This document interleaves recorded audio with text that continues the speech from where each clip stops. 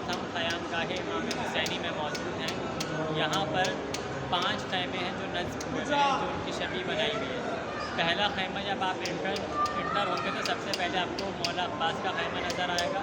مولا عباس کے خیمے کے بعد جب آپ تھوڑا آگے چل کے آئیں گے تو آپ کو سائڈوں پہ 2 محفلوں کے انبار نظر آ رہے ہوں گے کہ جہاں پہ جسے ہودج کہا جاتا ہے، محمل کہا جاتا ہے، امام حسین کے لشکر کے گھوڑے اور سواریاں وہاں پہ کھڑی کی جاتی ہیں۔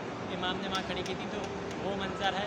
اور اس کے آگے پھر جب آپ جائیں گے تو امام حسین کا خیمہ نظر آئے گا، اور امام حسین کے خیمے کے بالکل پیچھے بی بی زینب کا خیمہ نظر آئے گا، اور بی بی زینب کے خیمے کے بالکل پیچھے امام سید سجاد کا خیمہ آپ کو نظر آئے گا، اور پھر اس سے آگے جا کے سیدھے ہاتھ پہ خیمہ اور نصب ہے جو جناب قاسم کا خیمہ ہے۔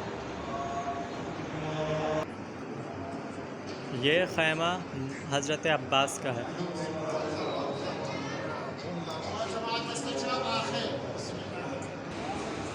اور اس جگہ پہ امام حسین کے لشکر کے گھوڑے، ان کی سواریاں یہاں پہ کھڑی ہوا کرتی تھیں، اور یہ امام حسین کا خیمہ ہے۔